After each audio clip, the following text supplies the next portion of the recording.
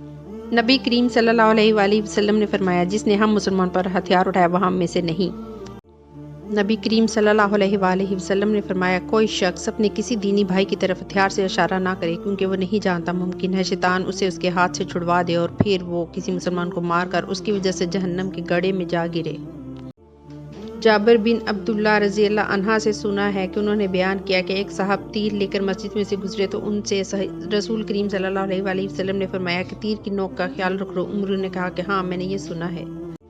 نبی کریم صلی اللہ علیہ وآلہ وسلم نے فرمایا جب تم میں سے کوئی ہماری مسجد میں یا بازار میں گزرے اور اس کے پاس تیر ہوں تو اسے چاہیے کہ اس کی نوک کا خیال رکھے، یا آپ نے فرمایا کہ اپنے ہاتھ سے انہیں تھامے رہے کہیں کسی مسلمان کو اسے کوئی تکلیف نہ پہنچے۔ رسول کریم صلی اللہ علیہ وآلہ وسلم نے فرمایا مسلمان کو گالی دینا فسق ہے اور اس کو قتل کرنا کفر ہے۔ انہوں نے نبی کریم صلی اللہ علیہ وآلہ وسلم سے سنا، آپ نے فرمایا کہ میرے بعد کفر کی طرف نہ لوٹ جانا کہ ایک دوسرے کی گردنیں مارنے لگو۔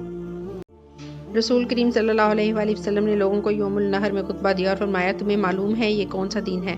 لوگوں نے کہا کہ اللہ اور اس کے رسول کو زیادہ علم ہے، لیکن آپ نے فرمایا کیا یہ قربانی کا دن نہیں ہے؟ ہم نے عرض کیا کیوں نہیں یا رسول اللہ؟ آپ نے پھر پوچھا یہ کون سا شہر ہے؟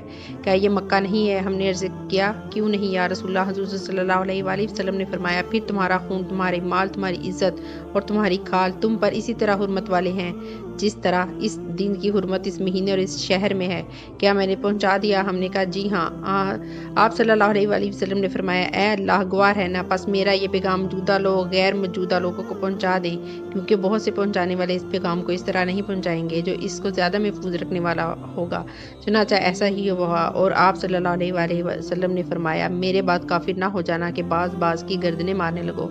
پھر جب وہ دن آیا جب عبداللہ بن عمر حضرمی کو جاریہ بن کامہ نے ایک مکان میں گھیر کر جلا دیا تو جاریہ نے اپنے لشکر والوں سے کہا ذرا ابو بکر کو تو جھانکو وہ کس خیال میں ہے؟ انہوں نے کہا کہ یہ ابو بکر موجود ہیں، تم کو دیکھ رہے ہیں۔ عبداللہ بن ابی بکر کہتے ہیں کہ مجھ سے میری والدہ نے کہا کہ ابو بکر نے کہا اگر یہ لوگ میرے گھر میں بھی گھس آئیں اور مجھ کو مارنے لگیں تو پھر بھی میں ان پر ایک بانس کی چھڑی بھی نہیں چلاؤں گا۔ رسول اللہ صلی اللہ علیہ وآلہ وسلم نے مجھ سے حجۃ الوداع کے موقع پر فرمایا لوگوں کو خاموش کر دو، پھر آپ نے فرمایا میرے بعد کافر نہ ہو جانا کہ تم ایک دوسرے کی گردن مارنے لگ جاؤ۔